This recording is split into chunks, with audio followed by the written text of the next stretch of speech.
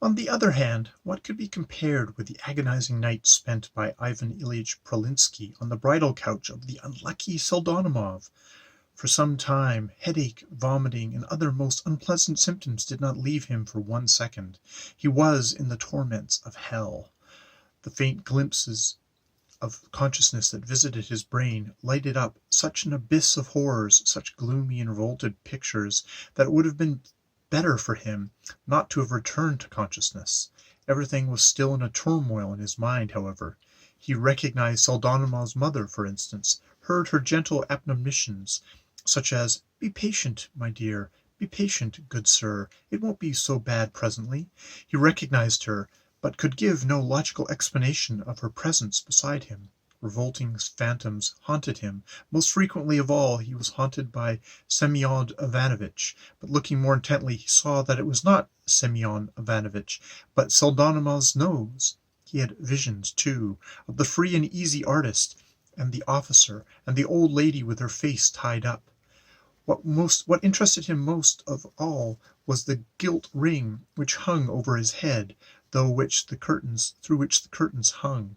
He could distinguish it distinctly in the dim light of the candle end which lighted up the room, and he kept wondering inwardly, what was the object of that ring?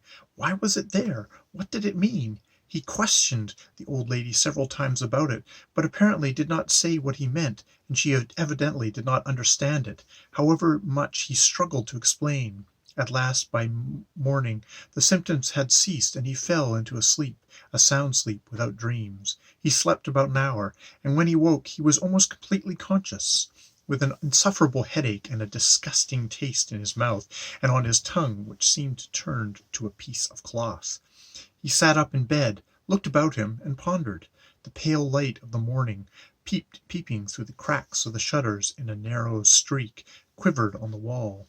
It was about 7 o'clock in the morning, but when Ivan Ilyich suddenly grasped the position and recalled all that had happened to him since the evening, when he remembered all his adventures at supper, the failure of his magnanimous action, his speech at the table, when he realized all at once with horrifying clearness all that might come of this now, all that people would say and think of him, when he looked round and saw that what a mournful and hideous condition he had reduced the peaceful bridal couch of his clerk, oh, then such a deadly shame, such agony overwhelmed him that he uttered a shriek, hid his face in his hands, and fell onto the pillow in despair. A minute later he jumped out of bed, saw his clothes carefully folded and brushed on a chair beside him, and seizing them, as quickly as he could, in desperate haste began putting them on, looking round and seeming terribly frightened at something. On another chair close by lay his greatcoat and fur cap, and his yellow gloves were in his cap. He meant to steal away secretly, but suddenly the door opened, and the elder Madame Seldimov walked in with an earthenware jug and basin. A towel was hanging over her shoulder. She set down the jug, and without further conversation told him that he must wash. "Come, my good sir, wash. You can't go without washing." And at that instant Ivan Ilyich recognized that if there was one being in the whole world whom he did not need to fear, and before he did not need to feel ashamed, it was that old lady. He washed. And long afterwards, at painful moments of his life, he recalled among other pangs of remorse all the circumstances of that waking, and that earthenware basin, and the china jug filled with cold water, in which there were still floating icicles, and the oval cake of soap at 15 kopecks in pink paper with letters embossed on it, evidently bought for the bridal pair, though it fell to Ivan Ilyich to use it, and the old lady with the linen towel over her left shoulder. The cold water refreshed him. He dried his face, and without even thanking his sister of mercy, he snatched up his hat, flung over his shoulders the coat handed to him by Pseldonimov, and crossed the passage and the kitchen, where the cat was already mewing, and the cook, sitting up in her bed, staring after him with greedy curiosity, ran out into the yard, into the street, and threw himself into the first sledge that he came across. It was a frosty morning. A chilly yellow fog still hid the house and everything. Ivan Ilyich turned up his collar. He thought that everyone was looking at him, that they were all recognizing him, all. For 8 days he did not leave the house or show himself at the office. He was ill, wretchedly ill, but more morally than physically. He lived through a perfect hell in those days, and they must have been reckoned to his account in the other world. There were moments when he thought of becoming a monk and entering a monastery. There really were. His imagination, indeed, took special excursions during that period. He pictured subdued subterranean singing, an open coffin, living in a solitary cell, forests and caves, but when he came to himself he recognized almost at once that all this was dreadful nonsense and exaggeration, and was ashamed of this nonsense. Then began attacks of moral agony on the theme of his existence manique. Then shame flamed up again in his soul, took complete possession of him at once, consumed him like fire, and reopened his wounds. He shuddered as pictures of all sorts rose before his mind. What would people say about him? What would they think when he walked into his office? What a whisper would dog his steps for a whole year, 10 years, his whole life. His story would go down to posterity. He sometimes fell into such dejection that he was ready to go straight off to Simon Ivanovitch and ask him for forgiveness and friendship. He did not even justify himself. There was no limits to his blame of himself. He could find no extenuating circumstances, and was ashamed of trying to. He had thoughts, too, of resigning his post at once, and devoting himself to human happiness as a simple citizen in solitude. In any case, he would have completely to change his whole circle of acquaintances, and so thoroughly as to eradicate all memory of himself. Then the thought occurred to him that this, too, was nonsense, and that, if he adopted greater severity with his subordinates, it might be all be set right. Then he began to feel hope and courage again.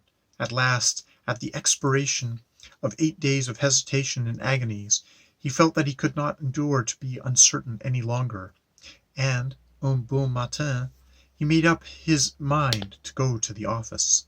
He had pictured 1,000 times over his return to the office as he sat at home in misery. With horror and conviction, he told himself that he would certainly hear behind him an ambiguous whisper, would see ambiguous faces, would intercept ominous smiles. What was his surprise when nothing of the sort happened? He was greeted with respect. He was met with bows. Everyone was grave. Everyone was busy. His heart was filled with joy as he made his way to his own room. He set to work at once with the utmost gravity. He listened to some reports and explanations, settled doubtful points. He felt as though he had never explained knotty points and given his decisions so intelligently, so judiciously as that morning. He saw that they were satisfied with him, that they respected him, that he was treated with respect. The most thin-skinned sensitiveness could not have discovered anything. At last Akim Petrovitch made his appearance with some document. The sight of him sent a stab to Ivan Ilyitch's heart, but only for an instant. He went into the business with Akim Petrovitch, talked with dignity, explained things, and showed him what was to be done. The only thing he noticed was that he avoided looking at Akim Petrovitch for any length of time, or rather Akim Petrovitch seemed afraid of catching his eye, but at last Akim Petrovitch had finished and began to collect his papers. There is one other matter, he began dryly as he could. The clerk. Pseldonimov's petition to be transferred to another department. His Excellency Simon Ivanovitch Sheplenko has promised him a post. He begs your gracious assent, Your Excellency. Oh, so he is being transferred, said Ivan Ilyitch, and he felt as though a heavy weight had rolled off his heart.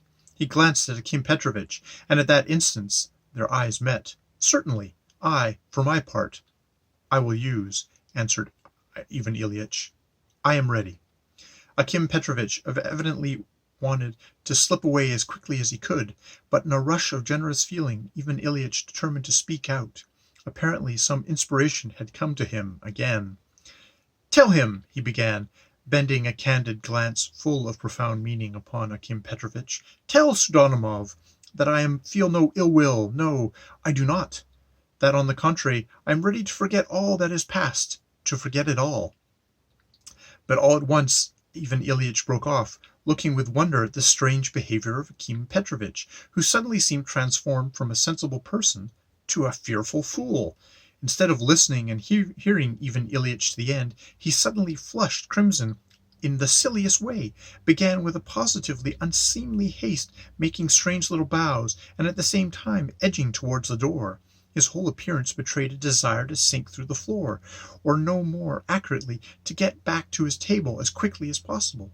Ivan Ilyitch, left alone, got up from his chair in the confusion. He in the looking glass without noticing his face.